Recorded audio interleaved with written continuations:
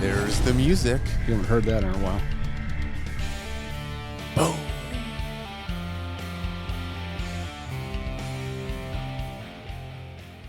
You're blurry. Go back. You're blurry. Yeah, Why are you so ugly? I don't know. Maybe it'll work. It'll work for me.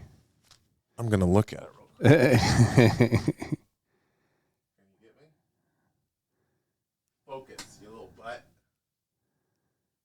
I love it. Bill's in town for a couple days, and we're having technical difficulties. There we go. Good morning. All right, that's a good way to start it. Yes. Audio listeners, I hope you enjoyed that. Yeah, it was awesome. Bill's in town. Yeah. Yes, he is. Welcome back. Thank you. It's good to be back. Yeah. It's good to be loved. Well, let's not go that way. Oh, jeez. Gun dropped. Hold. It's okay. It's okay. It's loaded. It's a little precarious. You have it right. set up like that. Yeah. It's Jake's firearm. Oh, nice. Yeah. So, back in town. The boys are back. And it's a boys' night out, which is me and you. You mean right now? Yeah. It's not night. It doesn't matter. People don't know that. Just happy to see your face. Also, this room smells like Bengay and Gold Bomb. It does not. A little much. I don't use Bengay. I told you that. Snakes. No. What do you use then? I use a Dragon Balm, which is a menthol-based CBD product. Dragon Balm. Yeah. Yes. I may forget to switch us by. You're going to. So it might be stuck on one of us for a while. It's going to happen. You put me in charge of switching cameras, we're in trouble. Yeah. Maybe the next episode, I'll sit there and you sit here, and then I'll do the switching. Okay. And we might even add a third camera again. All right. We'll see what happens. But anyways, we're getting spicy today. It's going to be a little bit of a trash talking session from me. You're going to bring the science. I'm going to bring the gossip and drama. Wow. Yes. So we're going to talk. Now, people saw the thumbnail already. We're going to talk about, what's this guy's name again? RSP Mike, is it? He's a quote-unquote sports scientist. Everyone knows who this guy is. He's very I like popular. him. Mike Israetel? Yeah, the big roided up dude. Yeah. Yeah. Oh, okay. You're talking about Renaissance periodization? Yes. Yeah. I think he's funny. I like his channel. Okay, so he's become popular more recently, and we actually have a bunch of friends that like him. I like him. I don't watch his stuff, but I do come across like some shorts and like clips of his podcast. So you're basically going to take everything out of context and run with it. I'm going to take it in context as he's given it because I watch it's his shorts. Okay. I think I like it. I like his podcast. I think he's does a lot of good info for strength training. He's funny. He comes off like a condescending, smarmy butthole. No. Now, I don't know the guy. He might be super nice. We might get along super good. It's almost like a lot of that is just he's trolling. I get it. I make the thumbnails too. I make them clickbaity sometimes. I say outlandish stuff. Yeah. I get it. Yeah, that's all. And I guarantee there's people that don't. Well, I mean, I don't guarantee this. This probably doesn't exist, but there might be someone out there that doesn't like my sense of humor. I doubt it, but they might be out there. Now, this fella, we already kind of had a crossing, if you will, with him previously because he said Turkish get-ups are bullshit for grappling, and they don't do anything. They're basically a waste of a workout when it comes to grappling. Now, if people don't know, you are the Turkish get-up freaking purveyor. You preach Turkish get-ups. You do them in the morning. Well, let's not get crazy. I like Turkish get-ups. I think they're a great movement. Right. Especially for grappling. I think so. I actually use it quite a bit in my own grappling. Sure. I believe a guy named Marcelo Garcia probably does too. He sure does. So that was our first little made us go, things that make you go, I didn't take offense to it. I wouldn't think so, but I took offense to it. And it's because of how he says things. He says things as if it is so matter of fact, and you're actually retarded if you don't agree or if you have any other opinion. And he makes it seem like he doesn't, like what he's saying in this moment is gospel. You can't change your mind. There's no other evidence, which we're going to go into the subject for today in the clip. I will play it for people, and then they can hear it. He did the same thing with seed oils recently. Yeah, I think a lot of it is just his. That's his thing. His delivery of. I think that, it's controversial. A lot of people get some hate, and he's getting views for it. So. Well, did you know you're a right-wing conspiracy theorist? Me? Yeah. It's news to me. Well, he's the one that's here to tell you that, because if you listen to the whole episode, because I sent you just the YouTube short of his podcast that's clipped where he talks about seed oils, where, and you know what? I'm just going to play it for the world right now, just so people, easy Joe, so people can hear. Okay. Okay. I'm going to put it on the screen, but it's for audio. They're going to be able to hear it too.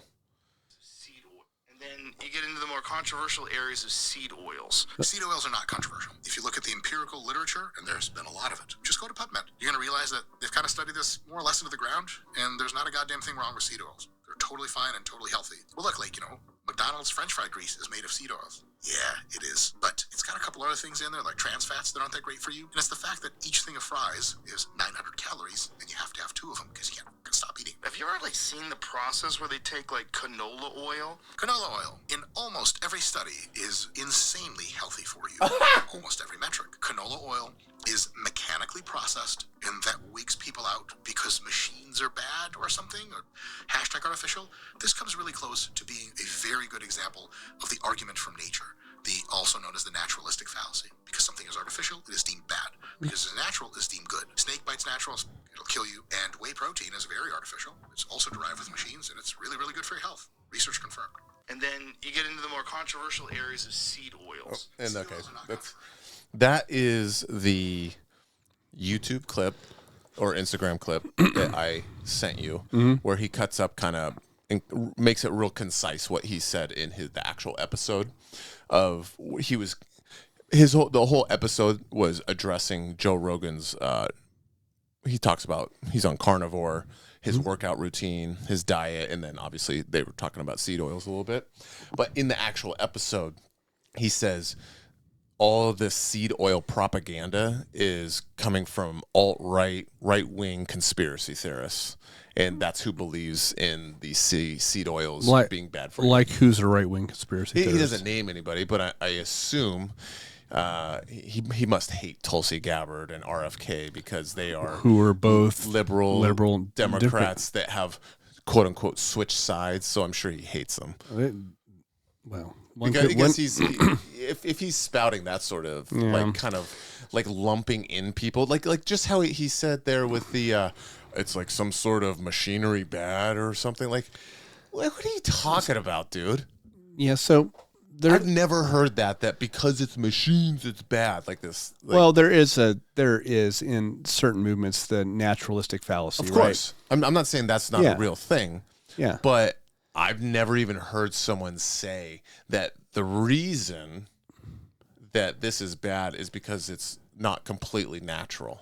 So there's a lot more to it, and there are things that are man-made through processes that are good for you. 100%. And as we know, there are natural things that are definitely bad for you. That, the problem is we need to look at these things individually and, look at what are we talking about? Seed oils and whey protein are very different. Mm-hmm. Like the example he had made. Yeah, And I don't think he's trying to make an example like one-to-one, obviously. Well, no, it's just I understand what he was. Yeah, I understand what he was trying to do, but so can we start with canola oil? Because that was that's the big one. And when he is saying canola oil is good for you in almost every single metric. So That was like the wild thing to me that made me go, Chris, we have to talk about yeah. this. So here's the thing. First of all, we need to go back, and I've talked about this a bunch. We've talked about first principles and why most nutrition research sucks. Just does. Most of it's observational, epidemiologic stuff that could give us some hypotheses to form. But if you look at the literature on that, almost all of that stuff is observational studies, and you trying to infer causation from those is problematic, because there's, no matter how well you control for things, there's confounding. And we'd have to go look through all of these studies that he's glossing over. I want to each one and look at these ones as evidence. It's not like strength training where we have a group of people that we follow through, right? We're relying a lot of these on data derived from questionnaires, food questionnaires. Right. It's the classic confounding where, the classic example is, oh, well, we've got a lot of data that says coffee causes lung cancer. But that's, the more you drink coffee, the higher your risk of lung cancer. Does that make sense mechanistically? Right. No. Right. So then if you look at the confounder, this is the classic example in Epidemiology 101. Yeah. The classic confounder is smoking, right? A lot more coffee drinkers tend to smoke, which then the confounder is likely, there is a lot of causal evidence for smoking causing lung cancer. Similar to the meat thing, why red meat, cancer, all that. We just had another paper that just came out again from Harvard with this, a person that's well known in this, made a career out of observational research. Now again saying that red meat's causing diabetes, which is absolutely preposterous. There's no mechanism associated. They try to do that TAMO thing, and anyway, we could have a whole podcast with me ranting about that. The problem is with these seed oils, they're not all the same either. Canola oil is actually from rapeseed. That's what it is. It's not, they found that people don't like the word rapeseed. So I believe the acronym for canola is Canadian oil low acid is what canola means. There's not a canola plant, right? The fatty acid profile of canola is more monounsaturated, meaning, and so do we even know, do our listeners even know what saturated and unsaturated is? For sure not. And this is the problem. Okay, and this, let me get at this from a first principles perspective I'll try to do it very succinctly as much as I can without boring people to death. Just be condescending if you can. No, I don't like that. But so before I was in medicine, I had my undergrad in biochemistry, and then I did more graduate work in toxicology. So my wife has a master's in biochemistry. That's how we hang our hat on our medicine, is from first principle biochemistry. Does this make sense? When you look at fatty acids, which are the individual molecules that make up fats, fats are triglycerides typically in the body, which are 3 of these fatty acids linked together. Okay. Each fatty acid has a head and a tail. The head's called the alpha, the tail's called the omega end. Okay. These chains of carbons with hydrogens attached to them are what makes fatty acids, and there's different chain lengths. Okay. There's short chain, medium chain, long chain. Huge variety. So all saturated versus unsaturated means is in the carbon backbone, where carbon can form 4 bonds. It's like I have 4 legs. 4 limbs. Jeez. So imagine I could grab a hold of someone with each of those limbs. Carbon has the ability to do that. When you link carbon in a chain, 2 of those limbs are taken up, right? If you, me, and Olivia were standing in a line holding hands, I'm in the middle, both of my, 2 of them are taken up, and I still have 2 feet left to bond with, other things. Okay.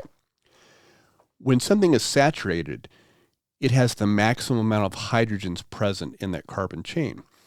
So in that example we used with you, me, and Olivia, where I have a single bond, one holding onto you, one holding onto Olivia, I'm in the middle, my 2 feet then can bind to hydrogen.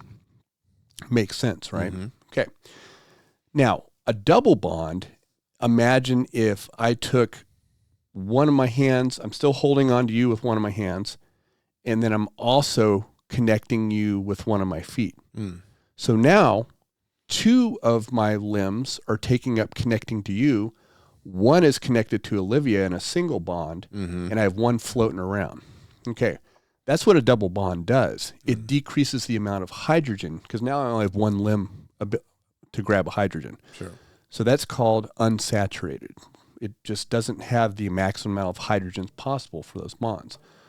The more of those double bonds you have present, that's how we distinguish monounsaturated.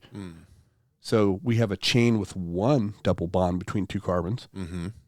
Like olive oil, oleic acid, canola oil has the same type of a lot of this monounsaturated. But the polyunsaturated fatty acids have, just like the name says, have a bunch of these double bonds. And they're usually, the double bonds are never together. They're usually separated by a carbon with 2 single bonds. The problem with now, let's talk about those in our food. Polyunsaturated fatty acids typically come in 2 flavors, typically omega-3 and omega-6. That's not the only ones. There's omega-9s, but I'm just, in general, the large proportion of them. Omega-3 means the first double bond is 3 carbons from the tail. Omega-6 means the first double bond is 6 carbons from the tail. Okay. In general, omega-6s are precursors to inflammatory type of things. So they can be made into different type of prostaglandins and other things called eicosanoids that make pro-inflammatory things, where in general, omega-3 polyunsaturated fatty acids typically make anti-inflammatory stuff. Gross oversimplification, but I'm just trying to get the point across. Sure. We only need those omega-3s and omega-6s are part of what we call essential fatty acids. Just like we have essential amino acids, essential fatty acids are things that we can't make that we do need to come in from the outside. The problem is, the last I looked, I'll have to look at the literature again, I think we only need about 5 to 7% of our calories in the form of those essential fatty acids of polyunsaturated omega-3s or 6s from our diet. And typically in ancestral diets, before we started processing stuff, the ratio of 6s to 3s was about 2 to 1 typically, maybe a little higher. So fairly balanced, a little, because we need them both. We need inflammation too for wound healing, for all kinds of stuff, right? The problem is with seed oils is many of them have huge amounts of omega-6s proportionally, okay? And when we eat that stuff, and it's the average American diet, we take much more than that 5 to 7% of calories in our diets, especially when you have governments saying you need to use margarine, you need to use all these vegetable oils, and Which sounds like he loves them. Well, and I'm going to get to my point here in a second, but a little bit of background is really important with this. So when we take this stuff, especially with higher proportions than we really need, so all these omega-3s and 6s get incorporated into our body, into cell membranes, the LDLs, which are we know this from our cholesterol podcast we did. Those are the carrier molecules for cholesterol. And cell membranes, part of the phospholipid bilayer, which all cells are made out of, mammalian cells anyway. You start incorporating a lot of these things you're taking in from your diet in there. Okay. Here's the crux of it. Those double bonds in polyunsaturated fatty acids are prone to what we call oxidation. What that means is those double bonds, the carbon after the double bond with the hydrogen, the double bonds pull. I don't want to get into resonance effects and all this because it gets really geeky. The problem, what it does is it makes that hydrogen on that intervening carbon a lot easier to disassociate. Okay, basic chemistry. When you do covalent bonding, it requires 2 electrons. We always like paired electrons. We never want to be out there by ourselves. If we have an unpaired electron, that's called a free radical. It's looking to get a pair, and it's going to find it. Well, those polyunsaturates have all these vulnerabilities to be oxidized. Okay. Heat, solvents, UV light, all kinds of things. And so that's when we get into these manufacturing processes, when we're using solvent extraction under high heat. You're taking these vulnerable polyunsaturates and, oxidizing them.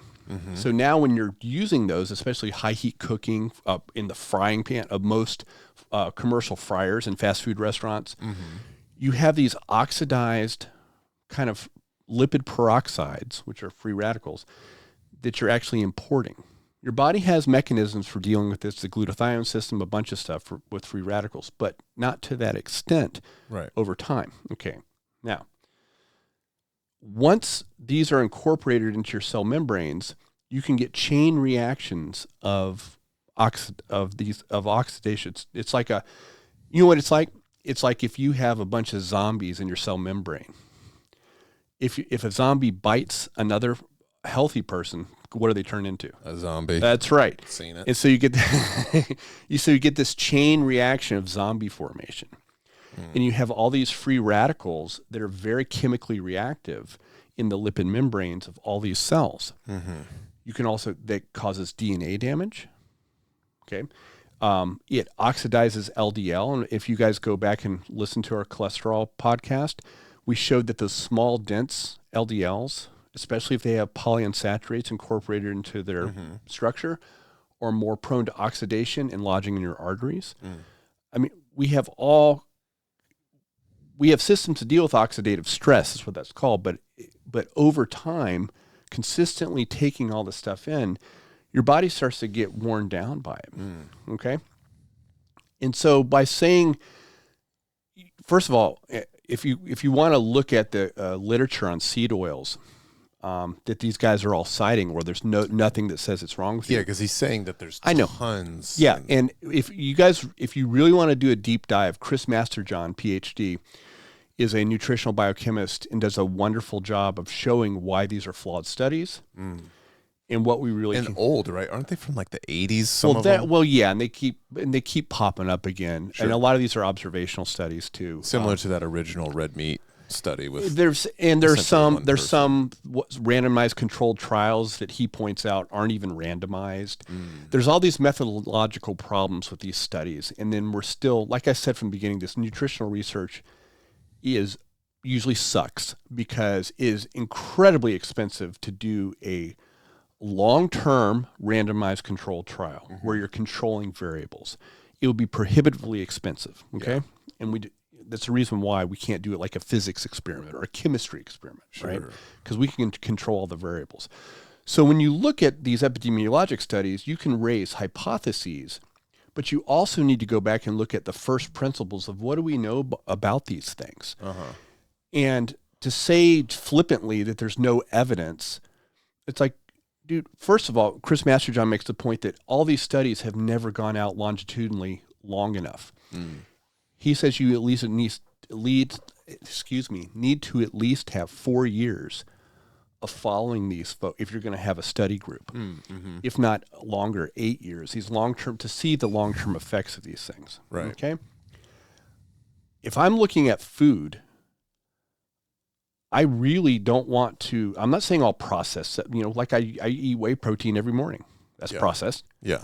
But that whey protein is not near susceptible to all these oxidative damage and, lipid peroxide formation, because it's just a different thing. Right. And so this is an example of where this processing probably ain't damn good for you. Yeah. And it's not a dice I'm going to roll, because it doesn't make any sense to me from what we know about ancestral patterns of eating.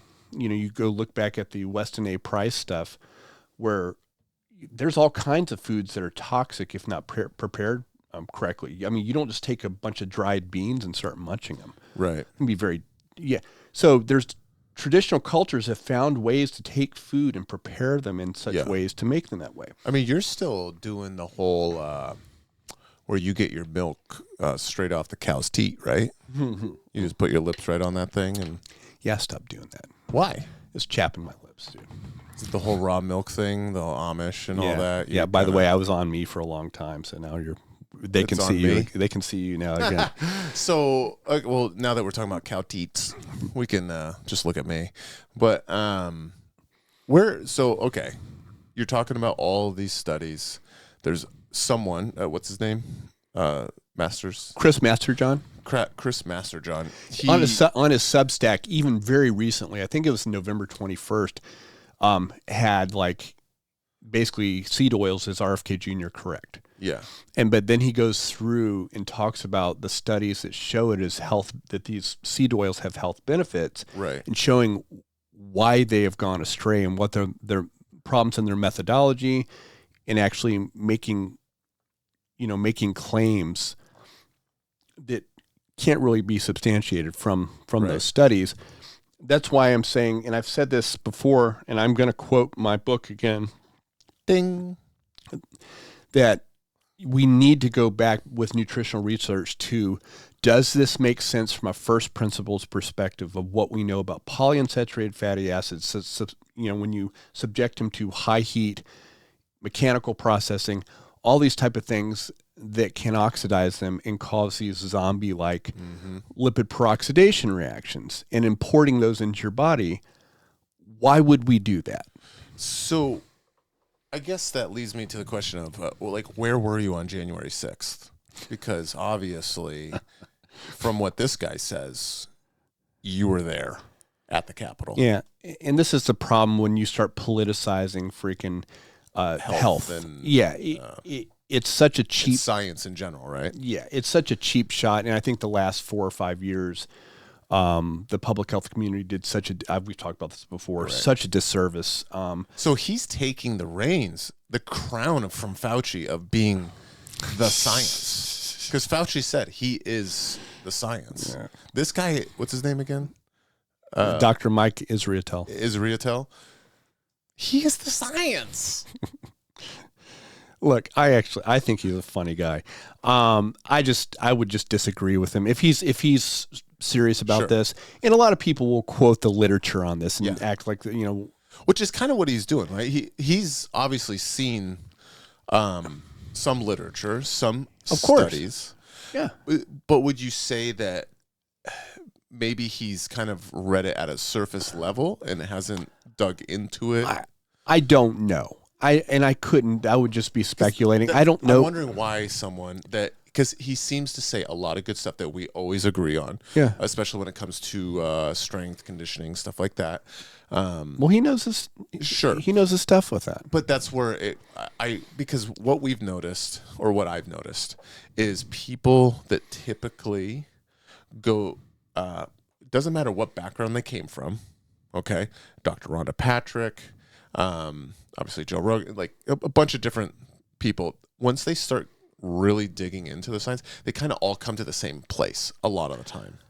If you're being intellectually honest. And exactly. And it seems like he's kind of right there with a lot of people, except for a couple things. And that's where I don't know if he's just being contrarian to get views, or he retarded, or what. I don't know. No, he's a very smart guy. I don't mean retarded like he's dumb. No, Chris. I know what you meant. I just think if that is his true view, sure. I disagree with him based on the what I just kind of laid out. Yeah.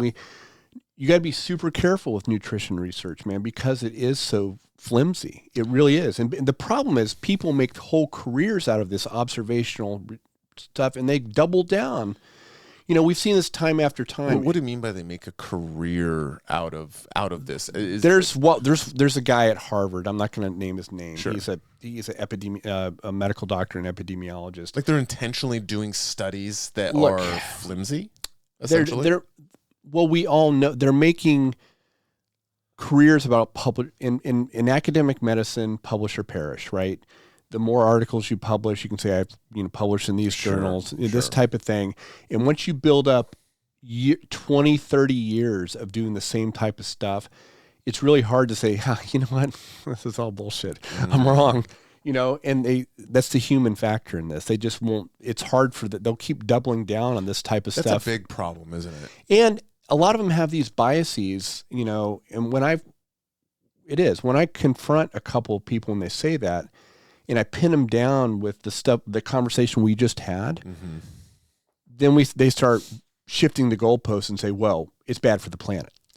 Do you know? I'm like, dude, okay, first of all, we can talk about that too, but you just shifted our argument. Sure. Yeah. Similar to, like, I think Peter Attia for a while was, I don't want to say outspoken or whatever, but he wasn't a big fan of HRT type stuff, like hormone therapy. But now he was just on More Plates, More Dates not too long ago, and with Derek, and he's like, no, I'm going on it. I think he's done some extended research, maybe dug into a little bit more, and he's kind of changed his tune a little bit. Which I respect that. Yeah. Because you're like, you know what? I was wrong. Yeah. Okay. And any of us that don't have humility in this, especially with nutrition, that's why I harped over and over about understanding the basics of this, and understand, because if you don't want to listen to the little brief biochemistry I just did, well, then you're going to be like, well, I don't know who to believe. You do need to educate yourself. Does this make sense from a first principles perspective? I know who to believe. His name's Donald J. Trump. Jeez, dude. And we politicized everything now, you know? And he started it. Well, now, you know, you'll have, you know, you're going to have people just, it's the cult of personality, right? So we're going to hate, I don't care what their message is. We're just going to hate them. You know, RFK Jr. may be exactly right about seed oils, but now he's a traitor or whatever. Right. You know? And anything he says kind of gets now lumped into kind of what he just did. Now, I know you're not a big comment reader, as in like on videos and stuff like that, because it's typically a cesspool. Yep. I did it for you. We actually had a fellow jiu-jitsu, I don't want to say royalty because it's too young, feels a little, but it's Keenan Cornelius jumped in to the comment section on that video, and he said, hold on, I'm just going to read a couple things, because it's an interesting back and forth that a couple people had with him and some of the listeners for Dr. Mike, right? Yeah. Mike. So Keenan says, hold on, it's not the machines that are the problem. It's the seed oils are extracted using petroleum-derived solvents like hexane, and you can't get all of it out of the oil after processing. So then there's a back and forth. Someone says, then why do randomized control trials show that it's not bad for you? I thought that was an interesting initial response. And those randomized controlled trials are flawed anyway. And Chris Masterjohn does a really nice job of saying which ones specifically and why they're flawed, not just making a statement. Right. And then it gets condescending. Someone says, yeah, that's pretty much it, dude. The whole point of studies, that's the whole point of studies. What's the alternative? Going off of vibes, which I think they're just kind of, they're treating as if these studies are gospel. That's infallible. And that's a real problem, especially with nutritional research. It's a real problem, and that's why people will continually be led astray. Right. And so just... so it keeps going, and then he responds, Keenan says, seed oils high in omega-6 fats may contribute to inflammation and oxidative stress, with some studies, like the Sydney Diet Heart Study, suggesting links to heart disease. Again. Concerns also arise from hexane residue, as noted in research on solvent extraction processes. So, as they keep going back and forth, Keenan kind of brings up that the extraction process that I think Dr. Mike was kind of hinting at, of like natural machines bad, is a lot of people feel, or maybe there's studies, I don't know, that show that not all of these bad solvents and stuff like that. Is that what hexane is? Oh, yeah. Is that a solvent? Okay. Yes, there is a process to get rid of this stuff, but it's not 100%. It's not even close to 100%. So then we're getting some, like as in when pesticides are sprayed on stuff. Yeah. It's known, like, for example, organic honey, right?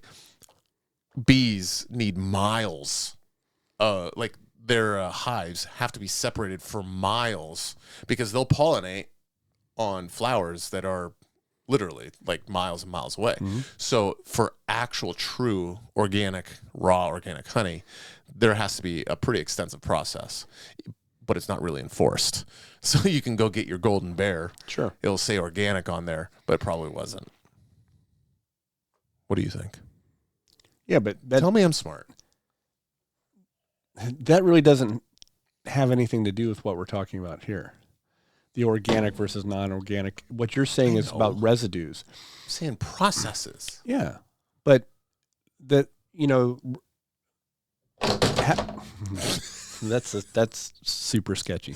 There's only one in the chamber. Oh my It's all gosh. good. So there's, you know, if you have, that's, your body has to deal with all that stuff, is my point. We're already polluted with microplastics, all these other environmental contaminants that almost we can't do anything about. Right? Why are we going to take a chance on importing more crap? You know, you can't make this one-to-one thing that, like, processing whey protein because it's processed is the same thing as processing seed oils. It's not, because, like I said, the susceptibility to your end product and what that end product looks like. And in getting that in your body, once that stuff's in your body, all those polyunsaturates above the level of what we typically get are all prone to this lipid peroxidation process. Yeah.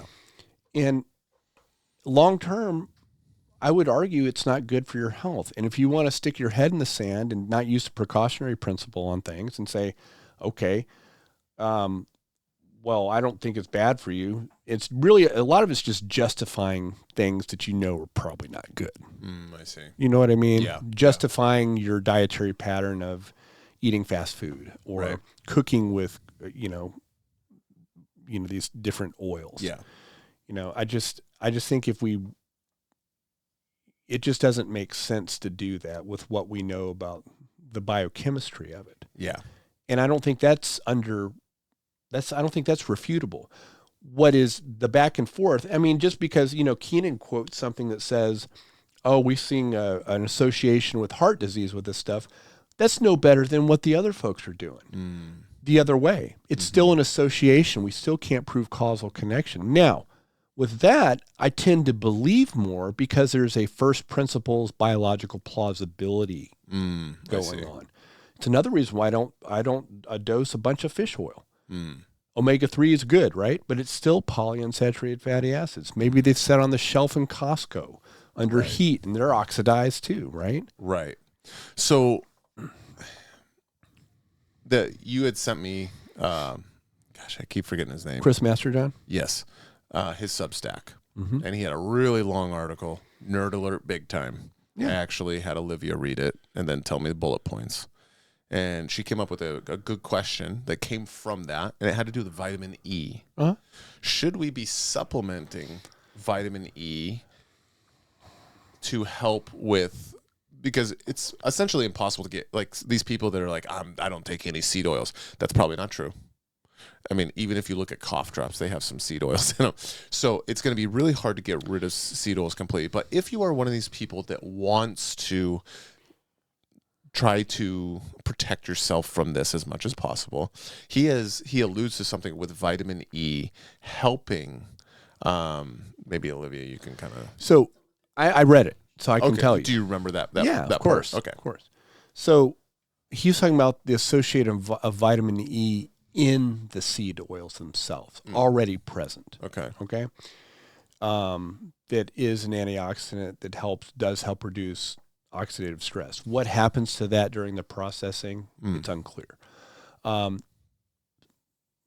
We got into kind of trouble years ago thinking supplementing vitamin E was a good thing. Again, nutritional research, I mean, a lot of the signs pointed to problems with that because it becomes very reductionist. It's like, well, I know this is an antioxidant, thus this is good for you. I'm going to take this out of its natural environment, and then I'm going to ingest it as a solo thing, right? It's very reductionist, and that's not how nature works. By the way, there's different types of vitamin E. Okay, there's very different isomers of it that have different actions, and I don't claim to be an expert in it. A guy like Chris Masterjohn he's a nutritional biochemist, and he knows that stuff really well. But it's not something that I certainly wouldn't recommend. Right. I would just recommend let's stay away from the stuff in the first place, and eat stuff as the pasture type stuff for me. The whole thing. Just try to minimize importing this kind of crap in your body. Just try to do as natural. Keenan had some foods good as possible. Yeah, Keenan had some good points in there. Yeah, and that's all we're trying to bring up. It's not saying that natural is good and processed is bad, but a lot of times processed is bad. Right. Yeah. Right. Not always. Sure. Anyway. Well, I think that's probably does enough with old Mikey. If he wants to come on, have a good discussion. Obviously not with me because I don't know anything. But if we're going to quote literature, we're wasting our freaking time. Right. Because I'm dubious of a lot of those things with these methodological problems anyway. I think they are very good for hypothesis formation, but we need to see mechanistic data, and we need to look at what do we know about these things from a first principles, from the general biochemistry. Is it biologically plausible one way or another? And so I think arguing about what the research says is kind of a waste of time. When I think I'm just being a sassy biatch because he was so matter of fact about it. It's like there's so much research that it's impossible to even think otherwise. And it's like, ugh. And that's where if that's really what he thinks, he's not, being flippant. Right. That's unfortunate because I think we need to have a lot of humility in not thinking that we know everything about this. Watch Andrew Wiltsey's videos and look inward. Be humble. Okay. With that, I'm going to switch gears because we got a question that came in. Okay. Strength and conditioning kind of thing. Oh, okay. I like it. Yeah. So, Mike, if you want to jump in, you can too. Yeah. I'm just going to read the question and go from there. So it says, I've been on a bodybuilding hypertrophy wave for the past 6 months. This is a jiu-jitsu guy. Following Renaissance periodization. That's Mike Israetel. Oh, RP? Yeah.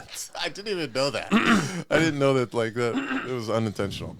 The RP principles through structured mesocycles. Each mesocycle progresses in reps in reserve, RIR, as follows. Week 1, 2 RIR. Week 2, 1 RIR, as in reps in reserve. What's reps in reserve? So basically, you're keeping some in the tank. You're not going to complete failure. Okay. So week 1, 2 reps in reserve. Week 2, 1 reps in reserve. Week 3, 0 reps in reserve, hitting failure. Week 4, deload week. Less weight, fewer reps, focused on technique and recovery. He says, I've even applied this style of periodization to mountain biking endurance training and noticed significant gains in my cardio.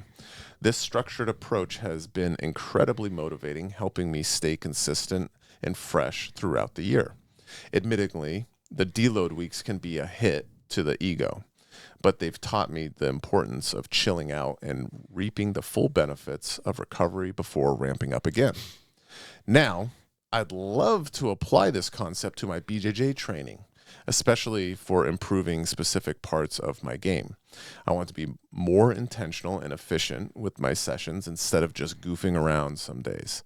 The only challenge, of course, is working around my training partner's goals and intentions.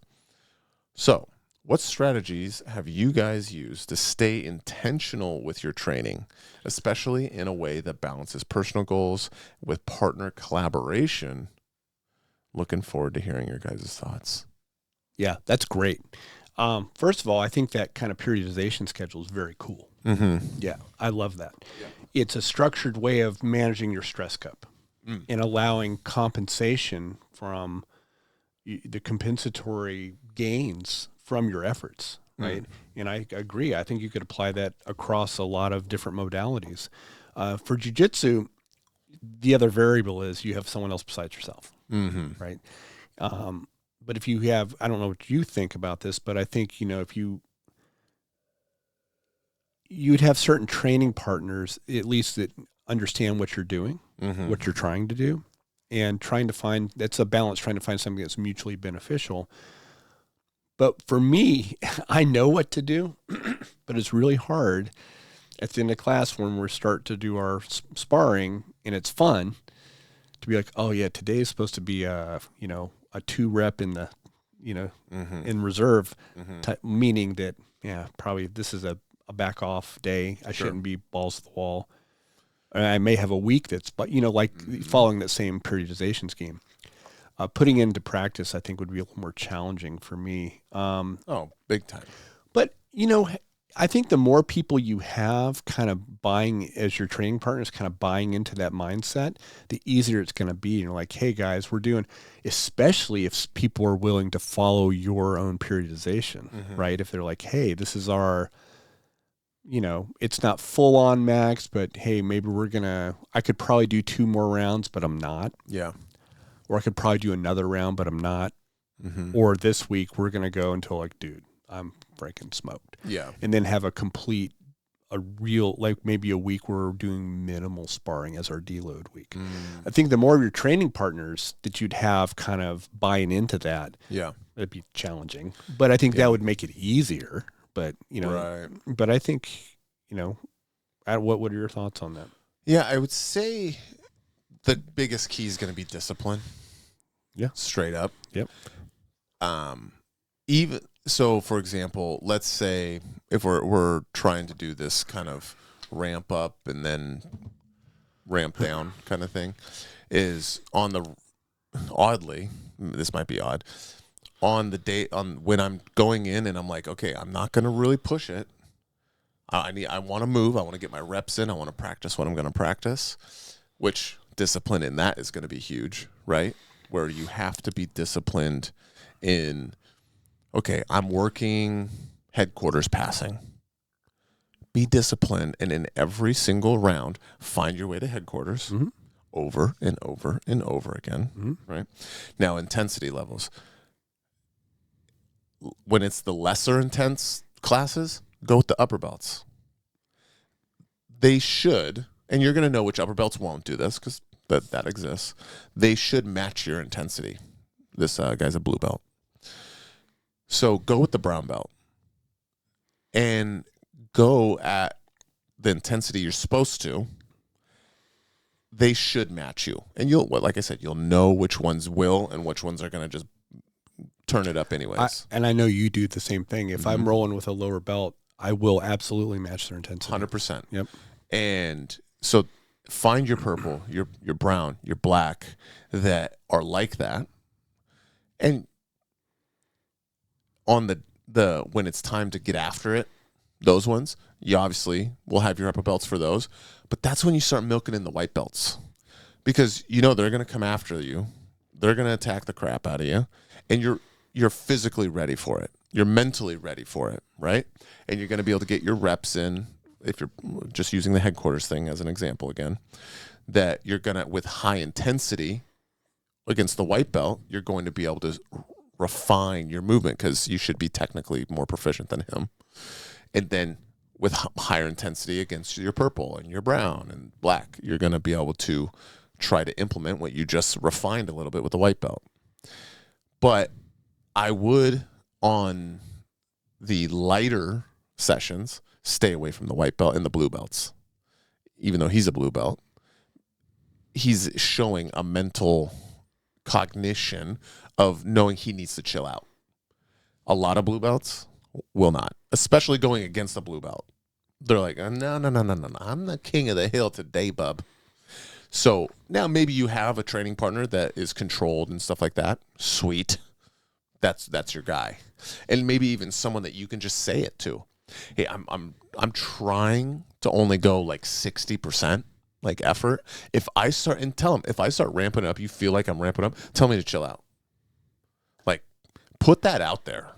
Let them tell you something like that and then be receptive of it. Because you might not even know that like you're putting in knee like tension or shin to shin tension or grip tension that is like, that's more like 90%, buddy. you sometimes you just don't realize, you get a little carried away or something like that. So I think that from a strategy perspective is 1, be disciplined about it. 2, be open. 3, identify the right training partners and probably go advanced on the lighter ones, and then go to war and put on your face paint for the hard ones with the lower belts. I love that. I love everything you said there.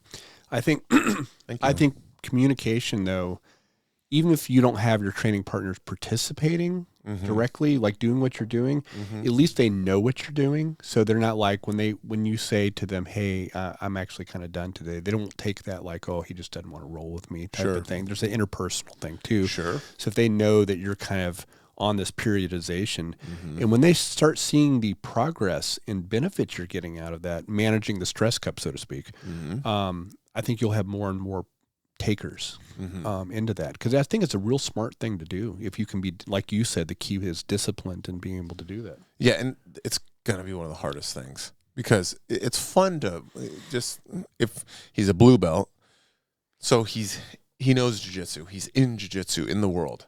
We like going hard, not all the time. Maybe you're not that person. Maybe you are, but it's fun to ramp up and have a competitive back and forth round.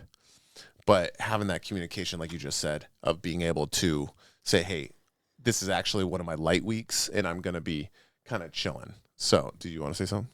I was just going to say. You got to come up to the mic. Just do it.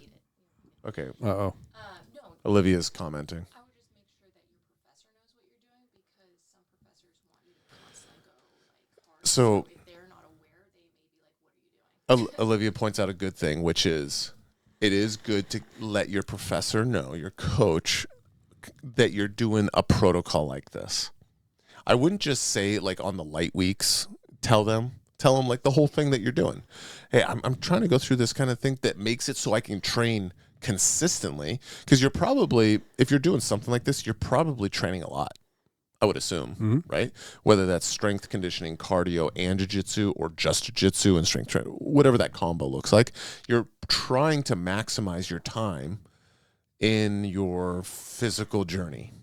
Whether that, like me, I'm kind of all jiu-jitsu, not much anything else, or you do some strength, you do some recovery stability, and then you do jiu-jitsu, right? So however you're splitting it up, me and you are doing something every single day. Right.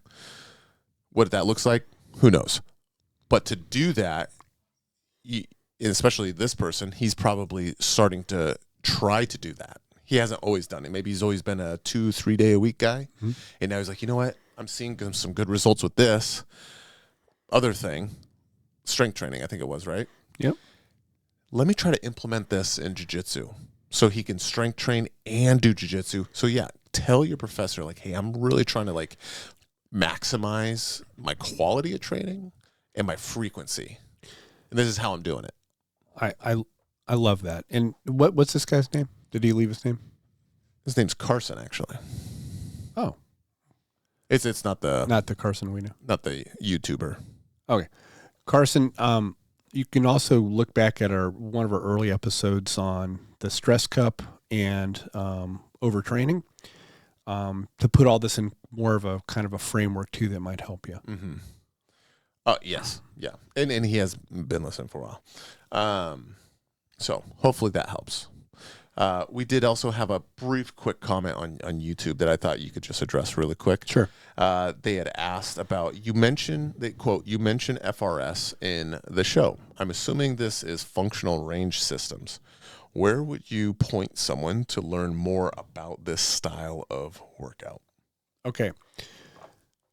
Yeah, this is an investment well spent. The actual formal courses are fairly pricey, but really, really well done. So if you go, I believe their website is called Functional Anatomy Seminars, where you can actually see the different offerings they have. Where I would start is the functional range conditioning, which is the FRC, under that whole banner. Their systems interrelate. Very, very cool, very deep dive on the why they want you to do the kind of stuff you're doing. The guys that run that many of them are jiu-jitsu guys. And it is functional range systems. That was FRS is. Correct. But I'm just saying the website, I think if you go to Functional Anatomy Seminars is their website, but the Functional Range Systems, their overall thing that houses all their courses like FRC, FRA, the internal strength model, all these other things. They're fantastic. The FRC is plenty to get you started. They do offer online kind of video-based things if you can't make the travel. But that will, and you know how much we've incorporated that into the Cascade. Sure. Absolutely. And, Andrew has really taken a lot of that on and gone to the courses with me. And I think that'd be time well spent. Yeah. And they do have a YouTube page, though, that has some content on there that can be useful, right? Yeah, they do. They have an Instagram thing, too. The thing is, you want to understand the system. In other words, why they're doing that, not just a collection of these exercises. Of movements and stuff. Yeah. And understand the principles, because what's cool about it is you can come up with your own stuff if you're creative. And like, if you know the functional anatomy, you're like, okay, maybe if I do this position and put some isometric resistance, you're basically generating strength and end range. Right. Right. So anyway, no, I think that's great. And so we're going to be doing banging out a few episodes while your boy's up in here. So if you guys got questions or you want me to throw some heat at old Chris here and tear him up and call him a bunch of names, if Dr. Mike wants to come on, you can talk to me or this bag of bones. We'll talk to Jitsu. Congratulations on your black belt. I would love to have Dr. Mike on. I think he's funny as heck. Yeah, we zoom him in. Yeah, I think just the closing thing on this is on that whole seed oil thing is I think it's so controversial because it does have big public health implications because it affects so many people and it's a systemic thing. I think that's why people are getting kind of upset by it. And I get it, but anyway. Do you think he's taking money from the seed oil companies? Probably not. I don't know. I wouldn't think so. Yeah. Okay. Yeah. Brought to you by Crisco. Right. No. Weird. New sponsor, huh, Mike? Oh my God. Huh, Mikey? Hilarious. Well, guys, go ahead and hit the music there, Chris. grapplingwithpodcast@gmail.com. Instagram, you can DM us questions, YouTube comments. We'll see all those. If you got any, holla at your boy. We'll talk about who's number one and all that good stuff. Probably BJJ Stars. A couple good events coming up this weekend, early December. Nice. Yep. Thanks, dude. Good to have you up here. Good to have you. See you guys. Bye-bye.